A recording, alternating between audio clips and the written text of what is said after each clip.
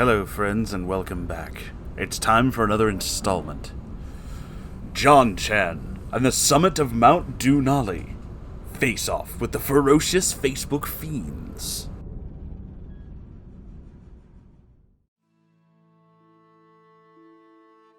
Hello, Moonhorse, Sango, and the Moonherd. Hi. It's your boy, Zero Charisma Bard, back at it again with a continued saga. I've been meaning to write and upload these stories in rapid succession, but my life kind of started to continue being busy again, and it may finally yield some desired results. Well, that's good.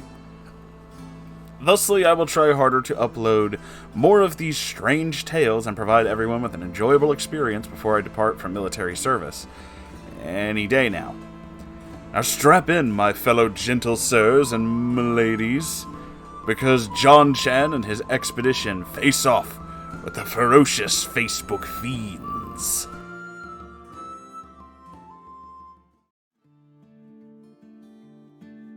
The majestic gates of Babbsy-kun shut with a loud thump. The following silence and howling winds punctuated the now encased refuge. There was a daunting, heavy presence that cast itself upon the party. Everyone's legs twitched and shook, but none were able or willing to move any further. Joey and the child soldier stood behind Jonathan's massive frame, taking in the view of the harsh and wintry mountainside. Well, as much as they can, with John in the way. Staring off into the distance, John reaches into his backpack and fetched a white-trimmed black trilby and dons his headpiece, fit for a gentleman of his stature.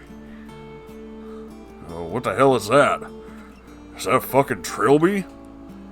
Guys, no, it's a fedora! Fit for a stout gentleman such a frank-sound nature as myself.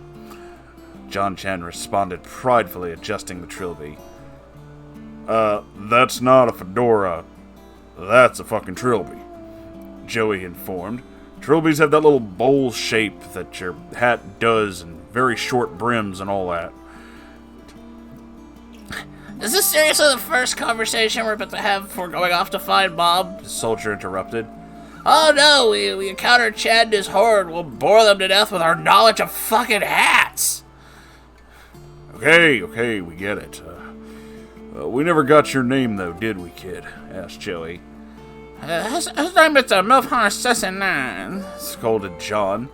That's such a silly name, it's a real one. The young warrior slowly shook his head, disapproving of Jon-Chan's barbs, and was about to correct him, before being interrupted by Jon-Chan. So where does Mom anyway? I was told... I was too entranced by the wonderful milady within the council chambers. Huh. An excellent question, exclaimed Joey as he begins digging through his scroll pack. Joey pulls out a large, weathered, and rolled-up map from his open scroll pack and carefully unfurls it, gesturing for Jon-Chan to hold the right side, which John ignores initially, only to eventually yield to Joey's angry scowl. So we're here at the gates of Babbsy-kun, and Dewnali is right over there, he says, moving his finger in a straight line from their standing location to their goal. So by reading the map at its scale, I guesstimate this journey to Dewnali and Dewnali will be over about 1,000 miles, so maybe 2 months of travel. Both Jon-Chan and the child soldier's eyes go wide. Oh shit, that's such a long way, says Jon-Chan. Yeah, Jon-Chan's right. Most of us haven't even walked more than 2 or 3 miles a day, mentions the soldier. You think we can travel 1,000 miles in 2 months? Perhaps. We should have roughly a whole year's time before Babbsy-kun runs out of attendees, Joey assured. We definitely have some wiggle room in case we come across a snag or two. Satisfied with his answer, Joey put the scroll back into its original pouch and triumphantly stuck his hands into his cargo short pockets. Besides, got a lot of landmarks and sights to see along the way. Might even visit the lost cities of Dewnali and Shapirograd along the way to recover our past. If they haven't already been looted, said the soldier. Joey's face morphed into an expression of worry. Let's hope the rumors of their demise was exaggerated, he uttered, trembling at the thought of nothing being left of their homelands. Okay, well, we know where to go and how to get there, said Jon-Chan. Let's just get this over with. The young warrior then spits on the ground. I for once agree with this quick-born. Let's just go. Jon-Chan motions for the warriors to follow, and instantaneously they awkwardly shuffle behind him, their bags and katanas in tow. On their first day of travel, the Neckbeardian expedition marched vigorously in a tight formation, struggling to descend down Basementia's slippery slopes and treacherous mountainside. That's all the places they could use for a shitload of stairs or even some kind of elevator. Not one person even to mount up to put it outside. This is so much stress, thought Jon-Chan. When we finally get to her and bring her home, the first thing I'm gonna do is I'm gonna make that milady install some insulators. We should have her do a job right the first time. Dust settled as the party completed their descent from Basementia's mountainside and into the forest below. The expeditionary force was more worn out than a Wookiee's shaving razor. Several dozen members of the force just threw their kit into a pile, Jon-Chan with them. Those few who were in shape, such as Joey and the child soldier, were either busy writing into a scroll detailing their 9-hour trek down 1 Mile Mountain, or maintaining a vigilant perimeter around the camp, respectively. One down, 1,013 miles to go, explained Joey, as he stretched his arms and finally set his gear down. It's wise that we only rest for about 5 minutes, standing or kneeling on the ground if we have to. After all, can't get too comfortable here. Jon-Chan was more exasperated than a neckbeard not having his dick pic responded to by his milady. What the hell, Joe? We can rest longer than that. It's the middle of the night. Joey looked up from arranging his backpacks. Jon-Chan, we just got started. We got a long way of daylight before we should set up camp. But you and everybody here can keep moving for a little while. An epiphany flashed through Jon-Chan's mind, giving him further ammo to escalate the discussion into an argument. Excuse me, Joe, now who put you in charge of this mission? I will forget all of a sudden that I'm the quick-born or what? In a calm, rational manner, Joey replied, excuse me, Jon-Chan, did everyone forget that I'm a member of the Dorito Council?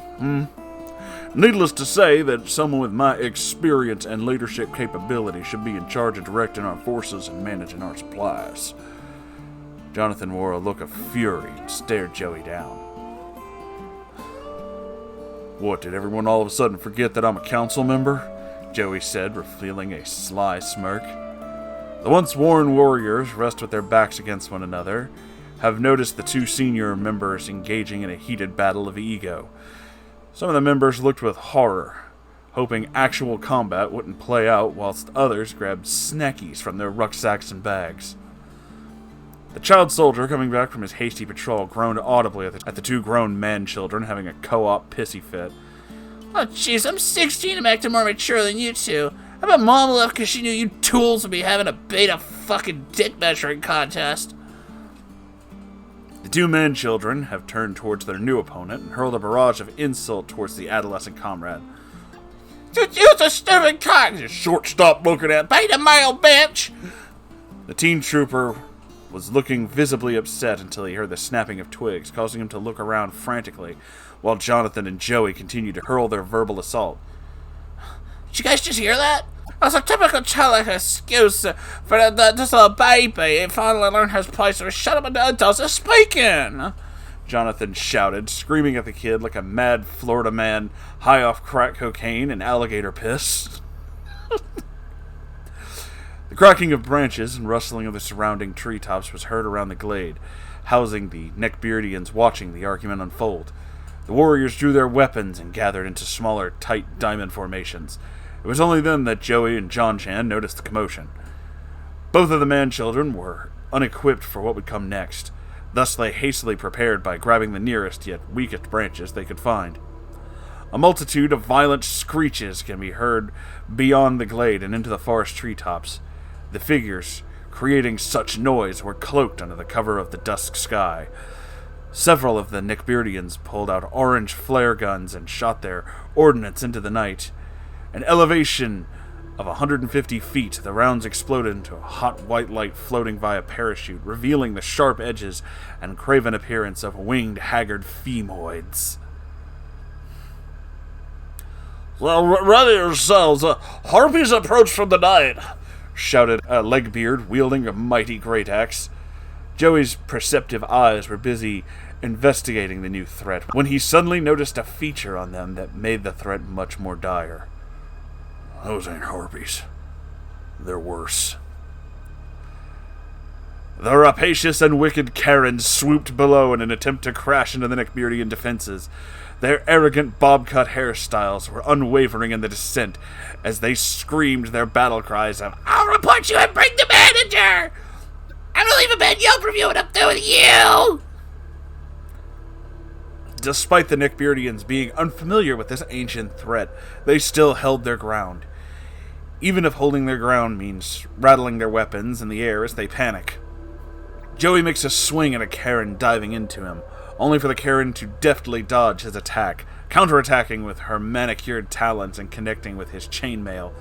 While the attack was ineffective, it startled the battle virgin Joey as he retreated behind Jon-Chan, who was giving him a curious and satisfied smile.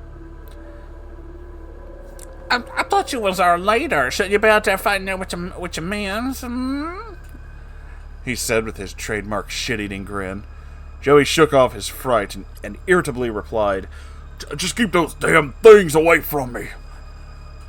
Jonathan swung his stick at a Karen visible in the flare's light, only to discover that his weak stick broke into pieces upon hitting the fleeing Karen. "Shit, that bitch is toothless. You broke my stick!"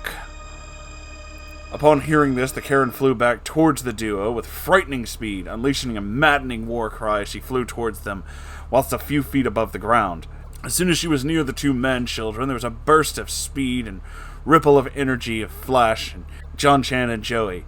The two had covered their eyes, awaiting the coming of swift vengeance, only to hear an audible thump. Open their eyes simultaneously to find the child soldier with his katana on his shoulder and a dead Karen beneath their feet. "Nothing personnel, kid," quoted the young warrior. Joey was astounded by the child's action. His eyes lit up like a Christmas tree. "Damn, son, where'd you learn that?" Jonathan had a look of bewilderment, only to suppress his fascination. "So whatever. He got lucky. I bet anybody could do that." The child soldier snorted and went off to engage the enemy and assist his beards at arms. Jonathan looked at the corpse of the blonde-haired Karen. This creature didn't have an upper hand when engaging them at ground level. In that exact moment, a light bulb dimmed in his head at a newfound genius, just as his ancestors did when they solved a dilemma playing video games. Jonathan Easton Chandler sparked an idea that might save his life and the rest of his comrades. "Hey, you bitch of witches!" He shouted towards the dusk sky. "It's dark. Why are you wearing sunglasses? Too afraid to be seen with the mere crow's feet?" Out of the 6 Karens attacking the Neckbeardians from above, 3 of them broke their attack to assault the source of this vicious mockery. Jonathan ran in between the formation of fighting, some of whom had turned their attention to him, and the trio of Karens flying low towards the ground. The Legbeard with the great axe stepped away from her formation to swing her great axe in a wide arc. The centrifugal force and sharp, heavy blade cleaved 3 of the Karens into bloody bits, silencing their outrage. The rest of the Neckbeards follow suit, taunting the Karens into confrontation, which their predictable, entitled egos would fall for this provocation. The child soldier and a fellow Neckbeard, armed with a spear, furiously stabbed and sliced 2 of the approaching Karens into bloody ribbons. One Karen, who finally got the brains to realize this was a trap, attacked the Spearbeard from above using her mighty talons, plucked him from the earth, and dropping his spear. Spearbeard was wailing in fear as Karen said, "Don't cry, you're becoming too soft to meal for my healthy, unvaccinated angels!" which further caused more terror within Spearbeard. Joey picked up the spear and jabbed at the air, shouting, "Let him go, you foul wench!" Karen cackled at his display of bravado and replied with, I'll let him go. only to drop him from 50-plus feet in the air. Now bring me your manager, She hissed. Joey grew more indignant and stared ferociously at her. I am the manager. Joey then took aim and hurled the spear with the strength of Ricardo Milos. The Karen was impaled and lost all capability of fight, plummeting to the earth from whence it came. As the Karen uttered her last breath, the last of the flares died out, leaving the glade encased in darkness. Within seconds, several glow sticks and flashlights flushed away the immediate darkness to reveal a relatively unharmed Spearbeard who had fallen on top of the child soldier. A sincere apology could be heard from this absolute unit as he launched himself off of the child. While battered and having sustained minor injuries, the Neckbeardians haven't taken any casualties in their encounter. Those who weren't tending to their wounds or the wounds of their comrades were busy assembling tents, clearing out the Karen corpses, and maintaining watch, all without command from Jonathan or Joey. I guess the real leader here was a bed and a warm fire this whole time, The child soldier said cheerfully as he walked by the battle-fatigued bros. Jonathan immediately regained strength upon hearing the child's vexing voice, but was interrupted by Joey's tired reply. Yeah, I'll follow a bed into battle any day, or at least into a dark, snug corner to sleep.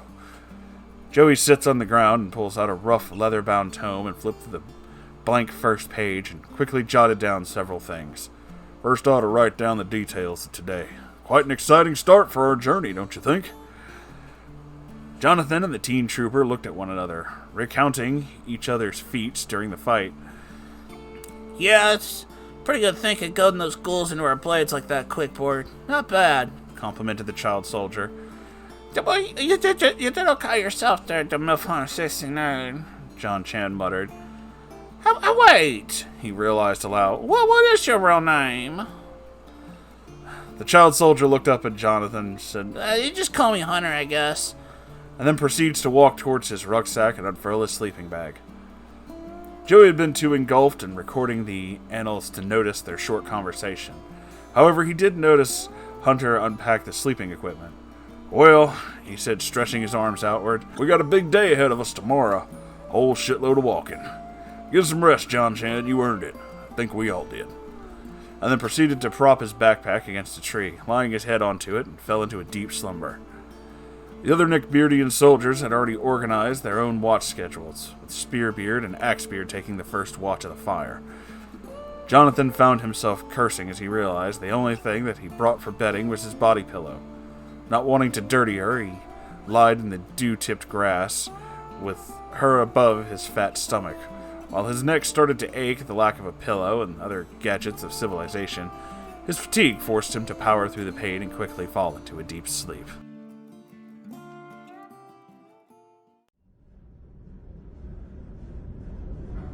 Whew, what an exciting adventure.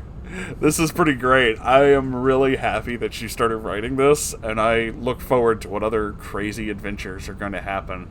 Things like this make me wonder if we could make like a neckbeard-centered D&D-like universe.